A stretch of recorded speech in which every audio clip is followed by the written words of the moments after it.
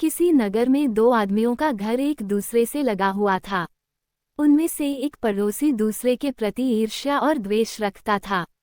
भले मानस ने सोचा कि मकान छोड़कर कहीं जा बसूं, क्योंकि मैं इस आदमी के प्रति उपकार करता हूं और यह मुझसे वैर ही रखे जाता है। अतः वो वहां से कुछ दूर पर बसे दूसरे नगर में एक अच्छा मकान खरीदकर, जिसमें एक अंधा कुआं भी था, रहने लगा। उसने फकीरों का बाना भी ओढ़ लिया और रात दिन भगवान के भजन में समय बिताने लगा। उसने अपने मकान में कई कक्ष बनवाए जिनमें वह साधु संतों को ठहराता और भोजन दिया करता था। इससे वह नगर में बहुत प्रसिद्ध हो गया और लोग उससे मिलने को आने लगे। उसकी प्रसिद्धि शीघ्र ही बढ़ गई। दूर दूर से लोग आते और अपनी मनोकामना की पूर्ति के लिए भगवान से प्रार्थना करने के लिए उससे निवेदन करते। उसके चमत्कारों की ख्याति उस नगर में भी पहुंची जहां वह पहले रहा करता था।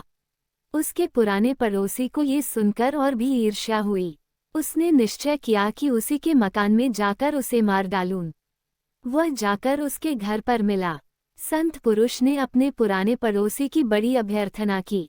ईर्ष्यालु व्यक्ति ने ये झूठ कहा कि मुझ पर एक विपत्ति पड़ी है जिसके निवारण के लिए मैं तुमसे प्रार्थना करने आया हूँ, किंतु मैं इस कठिनाई को गुप्त रखना चाहता हूँ और तुम अपने चेलों तथा अन्य साधुओं से कह देना कि जिस समय मैं और तुम बातें कर रहे हो कोई अन्य व्यक्ति पास में भी न आए। संत पुरुष ने ऐसा ही आदेश दे दिया। अब उस दुष्ट आदमी ने एक झूठ मूठ का लंबा किस्सा बनाया और संत पुरुष से कहने लगा। फिर उसने कहा कि हम लोग टहलते हुए ही इस किस्से का कहना सुनना पूरा करें। संत ने वह भी मान लिया। बात करते करते जब वे कुएं के पास आए तो दुष्ट मनुष्य ने संत को अचानक धक्का देकर कुएं में गिरा दिया और स्वयं चुपके से मकान से चलकर भाग खड़ा हुआ। वह अपने जी में बड़ा प्रसन्न था कि यह आदमी जिसकी प्रसिद्धि ने मुझे जला रखा है खत्म हो गया। किंतु उस संत पुरुष का भाग्य अच्छा था। उस कुएं में परियां रहती थीं जिन्होंने उसके गिरने पर उसे हाथों हाथ उठा लिया और सुविधापूर्वक एक जगह बिठा दिया। उसे चोट नहीं आई, लेकिन परियां उसकी दृष्टि से ओझल ही रहीं। वह संत पुरुष सोचने लगा कि इस दशा में मुझे लाने में भगवान की कुछ कृपा ही होगी। थोड़ी देर में उसे ऐसी आवाजें सुनाई देने लगी जैसे दो आदमी आपस में बातें करते हो। एक ने कहा, तुम्हें मालूम है कि यह आदमी कौन है? दूसरे ने कहा, मुझे नहीं मालूम। पहले ने कहा, मैं तुम्हें इसका हाल बताता हूँ। यह अत्यंत सच्चरित्र और शीलवान व्यक्ति है। इसने अपना नगर छोड़कर यहाँ रहना इसलिए शुरू किया कि इसे वहाँ अपने पड़ोसी से जो इससे जलता था उलझना न पड़े। इस नगर में ईश्वर की दया से इसकी ख्याति बहुत बढ़ गई। इस ख्याति के कारण इसका पुराना पड़ोसी और भी जला और उसने इसे मार डालने का इरादा कर लिया। वो इसके घर आया और इसे बहाने से यहाँ लाकर कुएं में गिरा दिया। यदि हम लोग इसकी सहायता न करते तो यह मर ही जाता। पहले ने कहा, अब इसका क्या होगा? दूसरा बोला, सब अच्छा होगा। कल इस नगर का बादशाह इसके पास आकर इससे निवेदन करेगा कि यह उस बादशाह की पुत्री के स्वास्थ्य के लिए भगवान से प्रार्थना करे। पहले ने कहा, राजकुमारी को क्या रोग है? दूसरे ने कहा, राजकुमारी पर मैमून नामक जिन का पुत्र दिमदिम आसक्त है और वही उसके सिर पर चढ़ा रहता है, जिससे राजकुमारी हमेशा बीमार और बदहवास रहती है। उसके हटाने का उपाय बड़ा सरल है। इस संत के घर में एक काली बिल्ली है जिसकी पूंछ की जड़ के पास एक श्वेत हिस्सा है। इस संत को चाहिए कि उस श्वेत भाग से 7 बाल उखाड़कर अपने पास रखे। जब शहजादी इसके पास लाई जाए तो इसे चाहिए कि वे बाल आग में जलाकर उनका धुआं शहजादी की नाक में पहुंचा दे। इससे वह निरोग हो जाएगी और आगे भी दिमदिम कभी उनके पास नहीं फटकेगा। संत पुरुष ने परियों और उनके साथियों को ये बातचीत सुनकर भली प्रकार याद रखी। रात भर वह कुएं में रहा। सवेरे जब उजाला हुआ तो उसने देखा कि कुएं की दीवार में ऊपर से नीचे तक रोखे बने हुए हैं। वो उनके सहारे थोड़ी ही देर में ऊपर आ गया। उसके शिष्य और भक्त जो रात भर उसे खोजते रहे थे उसे देखकर अत्यंत प्रसन्न हुए। उसने उनसे कहा कि मैं संयोगवश कुएं में गिर गया था, लेकिन मुझे चोट नहीं आई। फिर वह अपने घर में आकर बैठ गया। थोड़ी ही देर में काली बिल्ली घूमती फिरती उसके पास से निकली। संत पुरुष को कुएं में सुनी बातें याद थीं, इसलिए उसने बिल्ली को पकड़कर उसकी खाल के श्वेत भाग से 7 बाल उखाड़ लिए और अपने पास रखे। कुछ काल के पश्चात नगर का बादशाह वहां आया। उसने अपनी सैनिक टुकड़ी बाहर छोड़ी और कुछ सरदारों के साथ मकान के अंदर आ गया। संत पुरुष ने आदरपूर्वक उसका स्वागत किया। बादशाह ने कहा, हे योगीराज, आप तो सबके दिलों का हाल जानते हैं। आप तो समझ ही गए होंगे कि मैं क्यों यहाँ आया हूँ। संत पुरुष ने कहा, शायद आपकी बेटी अस्वस्थ है और उसके स्वास्थ्य लाभ की आशा ही से आपने मुझ किचन की कुटिया को पवित्र किया है। बादशाह ने कहा, आपने बिल्कुल ठीक कहा, मैं इसी कारण यहाँ आया हूँ। अगर आपके आशीर्वाद से मेरी बेटी स्वस्थ हो जाए तो मेरी सबसे बड़ी चिंता दूर हो जाए। संत पुरुष ने उत्तर दिया, आप अपनी बेटी को यहीं बुलवा लें। मैं भगवान से प्रार्थना करूंगा कि वह स्वस्थ हो जाए और आशा है कि मेरी प्रार्थना स्वीकार होगी। बादशाह ये सुनकर अत्यंत प्रसन्न हुआ। उसके आदेश पर राजकुमारी को उसकी सेविकाओं के साथ वहां ले आया गया। शहजादी का चेहरा चादर से अच्छी तरह ढका हुआ था ताकि उसे कोई देख न सके। संत पुरुष ने नीचे से चादर का इतना भाग उठाया कि नीचे रखी हुई अंगीठी से उठने वाला धुआं बाहर न जाए। फिर उसने 7 बाल अंगीठी में डाले। धुएं का राजकुमारी की नाक में पहुंचना था कि मैमून जिन का बेटा दिमदिम बड़े जोर से चिल्लाया और तुरंत भाग गया। जिन के जाते ही शहजादी होश में आ गई। वहां संभल कर बैठ गई और अपने को भली भांति छिपाकर पूछने लगी कि मैं कहाँ हूँ और यहाँ मुझे कौन लाया है। बादशाह खुशी से फूला न समाया। उसने अपनी बेटी को छाती से लगा लिया और उसकी आंखें चूमने लगा। फिर उसने सम्मानस्वरूप संत पुरुष के हाथ चूमे और अपने सभासदों से राय ली कि इस संत पुरुष के उपकार का बदला किस प्रकार चुकाऊं। सभासदों ने एकमत होकर कहा कि राजकुमारी का विवाह इसी संत पुरुष के साथ कर देना चाहिए। बादशाह को सभासदों की सलाह पसंद आई और उसने शहजादी का विवाह उसके उपकारकर्ता के साथ कर दिया। कुछ दिनों बाद बादशाह का प्रमुख अंग मंत्री मर गया और बादशाह ने उसकी जगह अपने दामाद को नियुक्त कर दिया। इसके कुछ समय बाद बादशाह मर गया और चूंकि उस राजकुमारी के अतिरिक्त बादशाह के और कोई संतान नहीं थी, अतएव सभी सभासदों और सामंतों की सहमति से उसका दामाद ही राज्य का अधिकारी और नया बादशाह बन गया। एक दिन वह अपने सरदारों के साथ कहीं जा रहा था कि कुछ दूरी पर उसे अपना पुराना शत्रु दिखाई दिया। नए बादशाह ने अपने मंत्री से चुपके से कहा कि उस आदमी को सहजतापूर्वक मेरे पास ले आओ ताकि वह भयभीत न हो। बादशाह ने उससे कहा, मेरे मित्र, तुम्हें इतने दिनों बाद देखकर प्रसन्न हुआ हूँ, तुमने मुझे पहचाना। वह दुष्ट उसे पहचान कर थर थर कांपने लगा, किंतु बादशाह तो संत पुरुष ही था। उसने उसे 1000 अशर्फियाँ और कीमती कपड़ों की 20 गांठें भेंट में देकर उसे सुरक्षापूर्वक उसके घर पहुंचा दिया। मैंने अपनी कहानी पूरी करके जिनसे कहा कि उस नेक बादशाह ने तो अपने जानी दुश्मन के साथ यह सलूक किया और तुम मुझ पर तनिक भी दया नहीं करते, किंतु मेरी अनुनय का उस पर कोई प्रभाव न हुआ। उसने कहा, मैं तुझे जान से नहीं मार रहा हूँ, लेकिन दंड दिए बगैर नहीं छोड़ूंगा। अब मेरा जादू का खेल देख। ये कहकर उसने मुझे पकड़ा और मुझे लेकर आकाश में इतना ऊंचा उड़ गया कि वहां से पृथ्वी एक बादल के टुकड़े जैसी लगती थी। फिर एक क्षण ही में मुझे एक ऊंचे पर्वत के शिखर पर ले गया। वहां उसने एक मुट्ठी मिट्टी उठाकर उस पर कोई मंत्र पढ़ा और बंदर हो जा कहकर वह मिट्टी मेरे ऊपर छिड़क दी और गायब हो गया। मैं अपने को बंदर के रूप में पाकर अत्यंत दुखित हुआ। मुझे ये भी मालूम न था कि मैं कहाँ हूँ और वहां से मेरा देश किस दिशा में और कितनी दूर है। खैर, मैं धीरे धीरे पहाड़ से उतरकर मैदान में आया और वहां भी मैंने सारा प्रदेश निर्जन देखा। अटकल से एक ओर को चलने लगा। 1 मास के अंत में मैं समुद्र तट पर पहुंच गया। समुद्र बिल्कुल शांत था और तट से कुछ दूरी पर एक जहाज लंगर डाले खड़ा था। मैंने जहाज पर जाना ही उचित समझा। किनारे के एक पेड़ से 2 टहनियां तोड़ी और उन्हीं के सहारे तैरता हुआ जहाज पर पहुंच गया। जहाज की रस्सी के सहारे मैं जहाज के अंदर पहुंच गया। जहाज में सवार लोग मुझे देखकर बड़े आश्चर्य में पड़े कि जहाज में बंदर कैसे आ गया। वे लोग मेरे आगमन को अपशकुन समझे और मेरा वध करने की बात करने लगे। एक ने कहा, अभी लठलाकर इसका सर फोड़ देता हूँ। दूसरे ने कहा, नहीं, यह ऐसे नहीं मरेगा, मैं अभी तीर छोड़कर इनका अंत किए देता हूँ। तीसरे ने मुझे समुद्र में डुबो देने की सलाह दी। मैं उन्हें कैसे बताता कि मैं कौन हूँ। जान बचाकर इधर उधर भागने लगा। अंत में सब ओर से निराश होकर जहाज के कप्तान के पास गया और उसके पांवों पर लौटने लगा। मैंने उसका दामन पकड़ लिया और आंखों में आंसू भरकर चिंचियाने लगा, जैसे उससे प्राण रक्षा की भीख मांग रहा हूँ। उसे मुझ पर दया आई और उसने मेरे त्रासदाताओं को डांट कर भगा दिया और कठोर चेतावनी दी कि इस बंदर को न तो कोई दुख दे और न कोई इसके साथ छेड़छाड़ करे।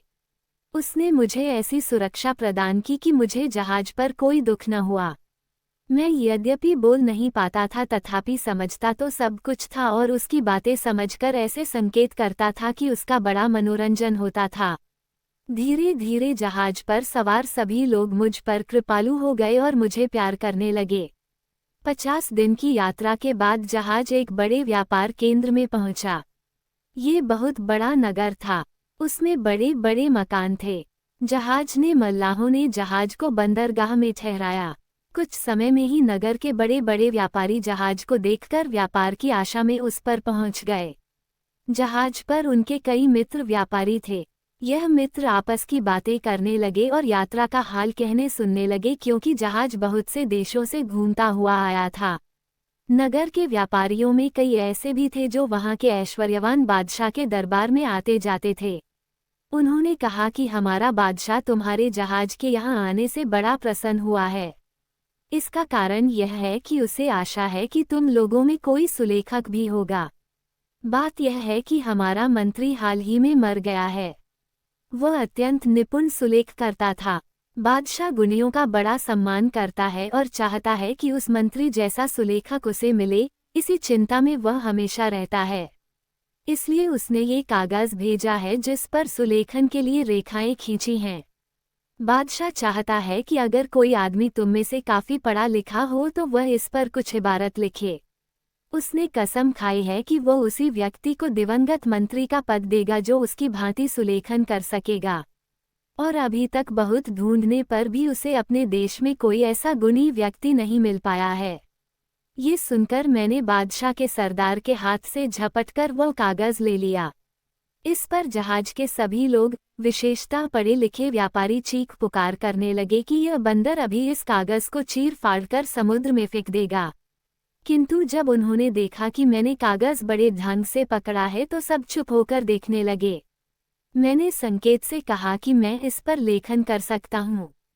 उन लोगों को मेरी बात पर क्या विश्वास होता और सब प्रयत्न करने लगे कि मुझे पकड़कर मेरे हाथ से कागज ले लें। किंतु जहाज के कप्तान ने उन्हें रोका और कहा, हमें इसकी परीक्षा लेनी चाहिए। अगर इसने कागज को खराब किया तो मैं आपको विश्वास दिलाता हूँ कि इसे कड़ा दंड दूंगा। अगर उसने लिख लिया तो मैं अपने पुत्र की भांति इसे रखूंगा। मुझे मालूम है कि यह कागज को खराब नहीं करेगा। मैंने बराबर देखा कि ये दूसरे बंदरों जैसा नहीं है, अपितु अत्यंत बुद्धिमान है। कप्तान की इस बात पर सब लोग रुक गए और मैंने कलम लेकर 4 कविता पंक्तियां इतने सुंदर ढंग से लिखी जैसे कोई व्यापारी या अन्य नागरिक न लिख पाता। सरदार मेरा लिखा कागज बादशाह के पास ले गया। बादशाह ने मेरे सुलेख को भी पसंद किया और मेरी कविता को भी। उसने सरदारों से कहा कि एक भारी खिलत सम्मान परिधान ले जाओ और उस आदमी को पहनाओ जिसने ये लिखा है, और एक बढ़िया घोड़ा भी घुड़साल से ले जाओ और उसे सम्मानपूर्वक सवार कराकर यहाँ ले आओ। सरदार यह आज्ञा सुनकर हंस पड़ा। बादशाह को बड़ा क्रोध आया।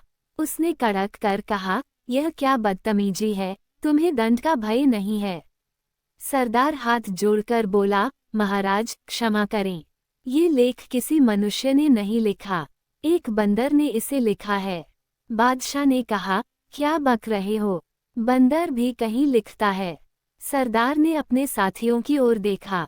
उन्होंने भी हाथ जोड़कर कहा, जहां पनाह, हम सबने अपनी आंखों से देखा है कि इस कागज पर एक बंदर ही ने लिखा है। बादशाह का आश्चर्य और बड़ा और उसने आज्ञा दी, मैंने ऐसा बंदर देखा क्या, सुना भी नहीं था। तुम लोग फौरन जाओ और उस बंदर को सम्मानपूर्वक सवार करा कर ले आओ। चुनांचे सरदार और राजसेवक फिर जहाज पर गए और कप्तान को उन्होंने राजा की आज्ञा सुनाई। कप्तान मुझे भेजने को सहर्ष तैयार हो गया। उसने मुझे जरी के वस्त्र पहनाए और किनारे पर ले आया। वहां से घोड़े पर बैठकर राजमहल को चल दिया। महल में न केवल बादशाह ही मेरी प्रतीक्षा कर रहा था, अपितु नागरिकों की बड़ी भीड़ भी सुलेखन करने वाले बंदर को देखने आई हुई थी। रास्ते में भी बड़ी भीड़ जमा थी और लोग कोठों और छतों से झांक झांक कर भी मेरी सवारी देख रहे थे। सब लोग आश्चर्य कर रहे थे कि बादशाह ने एक बंदर को मंत्रपद संभालने को बुलाया है। कुछ लोग इस बात पर हंस रहे थे और बादशाह का मजाक भी उड़ा रहे थे। मैं दरबार में पहुंचा तो देखा कि बादशाह सिंहासन पर बैठा है और सभासद और सरदार अपनी अपनी जगह खड़े हैं। मैंने दरबार के शिष्टाचार के अनुसार 3 बार कोर्निश भूमि तक हाथ ले जाकर प्रणाम करना की और एक और अदब से खड़ा हो गया। सभी उपस्थित जन मेरे इस व्यवहार को देखकर आश्चर्य में पड़ गए कि बंदर ऐसा शिष्टाचार कैसे कर रहा है। खुद बादशाह को भी मेरी चाल ढाल देखकर बड़ा आश्चर्य हो रहा था। कुछ देर में दरबार बर्खास्त हुआ। बादशाह के पास केवल मैं और उसका एक वृद्ध अधिकारी रह गए। हम दोनों बादशाह के आदेश पर उसके साथ महल के अंदर गए। बादशाह ने शाही भोजन मंगवाया और मुझे खाने का इशारा किया। मैं बड़ी तमीज के साथ खाना खाने लगा। जब भोजन समाप्त हुआ और बर्तन उठा लिए गए तो मैंने कलमदान की ओर संकेत किया। कलमदान मेरे पास लाया गया तो मैंने कुछ काव्य पंक्तियां बादशाह को धन्यवाद देते हुए रची और उन्हें सुंदर ढंग से कागज पर लिख दिया। बादशाह को ये देखकर आश्चर्य और प्रसन्नता और अधिक हुई। उसने मुझे एक पात्र मदिरा से भरकर दिलवाया। उसे पीकर मैंने एक और कविता अपने दुर्भाग्य के बाद मिलने वाले सौभाग्य के संबंध में लिख दी। अब बादशाह ने शतरंज मंगाए और इशारे से पूछा कि क्या इसे खेल सकते हो। मैंने स्वीकारात्मक रूप से अपने सिर पर हाथ रखा। पहली बाजी बादशाह ने जीती और दूसरी और तीसरी मैंने जीत ली। बादशाह को इस पर झुंझलाहट होने लगी कि वो एक बंदर से हार गया। मैंने फिर एक काव्य रचकर कागज पर लिख दिया जिसका आशय था कि 2 योद्धा दिन भर आपस में युद्ध करके शाम को मित्र बन जाते हैं और रात को युद्ध भूमि में सोते रहते हैं। इस बात से बादशाह का आश्चर्य अत्यधिक बढ़ गया। उसने सोचा कि ऐसा बंदर जो मनुष्य से बढ़कर बुद्धिमत्ता और हाजिर जवाबी प्रदर्शित करे कभी देखा सुना नहीं गया। उसने यह बात अपने सभासदों से कही तो उन्होंने उसका समर्थन किया। अब बादशाह ने चाहा कि मुझे अपनी रानी और अपनी पुत्री को भी दिखा दे। उसने खोजों के सरदार को आज्ञा दी कि आदमियों को हटाकर बेगम साहबा और शहजादी को यहाँ ले आओ। बेगम तो साधारण रूप से आई, लेकिन शहजादी ने जो मुंह खोले आई थी, मुझे देखकर नकाब डाल लिया और बाप से बिगड़कर बोली कि आपको क्या हो गया है कि अपरिचित पुरुष के सामने मुझे मुंह खोले हुए बुला लिया। बादशाह ने कहा, तुम्हारे होश हवास तो ठिकाने हैं। यहाँ कौन मर्द है सिवाय मेरे, और मैं तुम्हारा बाप हूँ। मेरे सामने तो तुम्हें मुंह खोल कर आना चाहिए, और तुम हो कि खुद गलती पर हो और मुझे दोष देती हो। शहजादी ने हाथ जोड़कर कहा, अब्बा हुजूर, मेरी कोई गलती नहीं है। यह एक बड़े बादशाह का पुत्र है और जादू के कारण इस दशा को पहुंचा है। इबलिस के देवते ने, जो एक शक्तिशाली जिन है, पहले आबनुस के द्वीप के बादशाह अबू तैमुरस की बेटी की हत्या कर दी, फिर इस शहजादे को अपने जादू से बंदर बना दिया। बादशाह को ये सुनकर बड़ा आश्चर्य हुआ। उसने मुझसे पूछा कि क्या ये बात ठीक है। मैंने सर पर हाथ रखकर इशारे से कहा कि शहजादी ने जो कुछ कहा है बिल्कुल ठीक कहा है। अब बादशाह ने शहजादी से पूछा कि तुम्हें ये सब किस्सा कैसे मालूम हुआ। उसने कहा, आपको याद होगा कि जब मेरा दूध छुड़ाया गया था तो मेरी देख रेख और पालन पोषण के लिए एक बुढ़िया रखी गई थी। वह जादू टोनों में पारंगत थी। उसने मुझे इस विद्या के 70 अंग सिखा दिए। अब मुझ में इतनी शक्ति है कि चाहूं तो आपका सारा देश उठाकर समुद्र में फेंक दूं। जो व्यक्ति जादू के जोर से मनुष्य के बजाय किसी अन्य जीव को देह धारण कर लेते हैं, मैं उन्हें तुरंत पहचान लेती हूँ और मुझे ये भी मालूम हो जाता है कि किसके जादू से यह हुआ है। इसलिए मैंने इसे पहली ही नज़र में पहचान लिया कि यह बंदर नहीं है बल्कि राजकुमार है। बादशाह ने कहा, बेटी, तुम इतनी गुणी हो, यह मुझे मालूम ही नहीं था। लेकिन क्या तुम में इतनी शक्ति भी है कि इसे अपनी पहली देह में दोबारा पहुंचा दो। राजकुमारी ने, जिसका नाम मलिका हसन था, कहा, निस्संदेह मुझ में ऐसी शक्ति है। बादशाह ने कहा, अगर तुमने ऐसा किया तो मैं तुम्हारा बड़ा आभार मानूंगा और इस राजकुमार को अपना मंत्री बनाकर तुम्हारे साथ इसका विवाह कर दूंगा। शहजादी ने पिता की आज्ञा शिरोधार्य कर अपने सामान में से एक छड़ी मंगवाई जिस पर हिब्रू और मिस्री भाषा में कुछ अक्षर खुदे थे। फिर उसने अपने पिता से कहा कि आप लोग कुछ दूरी पर सुरक्षापूर्वक बैठें। हम लोगों ने ऐसा किया तो शहजादी ने कक्ष की भूमि पर छड़ी से एक बड़ा गोला खींचा और हिब्रू और मिस्री भाषाओं के कुछ मंत्र पढ़ने लगी।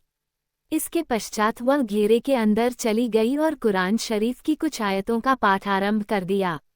कुछ ही देर में घटाटोप अंधेरा छा गया। हमें मालूम हो रहा था जैसे प्रलय काल ही आ गया है। हम लोग क्षण प्रतिक्षण भयभीत होते जा रहे थे। इतने में हमने देखा कि इब्लिस का देवता जिन एक शेर के रूप में गरजता हुआ आ गया। शहजादी ने कहा, दुष्ट, तुझे चाहिए था कि मेरे बुलाने पर मेरे पास विनयपूर्वक आता। तेरी ये हिम्मत कि मुझे डराने को ये रूप रख कर आया है। शेर बोला, मनुष्यों और जिन्नों में समझौता हुआ था कि एक दूसरे के मामलों में दखल न देंगे, तूने उस समझौते को तोड़ा है। शहजादी बोली, तूने पहले वह समझौता तोड़ा है। शेर ने गरज के कहा कि तेरी इस गुस्ताखी का मजा चखाता हूँ जो तूने मुझे यहाँ आने की तकलीफ देकर की है। ये कहकर वह मुंह फाड़कर शहजादी की ओर झपटा। वह होशियार थी, उछलकर पीछे हट गई और अपने सिर से एक बाल उखाड़ा और उसे मंत्र करके फेंक दिया। वह बाल तलवार बन गया और उसने शेर के धड़ के 2 टुकड़े कर दिए। लेकिन ये टुकड़े गायब हो गए और सिर्फ सिर रह गया जो बिच्छू बन गया। अब शहजादी ने सांप का रूप धारण किया और उस पर टूट पड़ी। बिच्छू थोड़ी ही देर में घबरा कर पक्षी बन गया और आसमान में उड़ गया। शहजादी भी उकाब बनकर उसके पीछे पड़ गई। उड़ते उड़ते दोनों हमारी दृष्टि से छुप गए। कुछ ही देर में हमारे सामने की भूमि फट गई और उसमें से 2 बिल्लियां लड़ती हुई निकली, एक काली थी दूसरी सफ़ेद। कुछ देर तक वे दुम खड़ी करके चीखती रहीं, फिर काली बिल्ली भेड़िया बनकर सफ़ेद बिल्ली पर झपटी। सफ़ेद बिल्ली कोई उपाय न देखकर कीड़ा बन गई और तुरंत एक पेड़ पर चढ़कर उसमें लटके अनार के अंदर घुस गई। वह अनार बढ़ने लगा और बढ़ते बढ़ते एक घड़े का आकार का हो गया। फिर वह पेड़ से अलग हो गया और हवा में इधर उधर लहराने लगा। कुछ देर में वह अनार जमीन पर गिरकर फट गया और उसके टुकड़े इधर उधर बिखर गए। उसमें से सैकड़ों दाने पृथ्वी पर गिरकर फैल गए। अब वह भेड़िया तुरंत एक मुर्गा बन गया और उसने अनार के बिखरे हुए दानों को जल्दी जल्दी चुनना शुरू कर दिया। जब वह सारे दाने खा चुका तो हम लोगों के पास आया और जोर से बांग देने लगा, जैसे पूछता हो कि कोई दाना रह तो नहीं गया। वह स्वयं भी इधर उधर दौड़कर देखने लगा। एक दाना नहर के किनारे पड़ा था। मुर्गा दौड़ा कि उसे भी खा ले, लेकिन वह दाना लुढ़कता हुआ नहर में गिर गया। नहर में गिरकर वह दाना मछली बन गया। मुर्गा भी उसके पीछे नहर में कूद गया। कुछ देर तक दोनों आंखों से ओझल रहे, फिर बड़े जोर की चीख पुकार हुई जिससे हम लोग बहुत डर गए। फिर देखा कि जिन और शहजादी दोनों अग्निपुंज हो गए हैं और एक दूसरे की ओर लपटे फेंक रहे हैं जैसे कि आपस में लड़ाई कर रहे हों। ऐसा मालूम होता था कि हर तरफ आग ही आग फैली है। हम इस डर से कांपने लगे कि यह आग हमें तो क्या सारे देश को भूनकर रख देगी।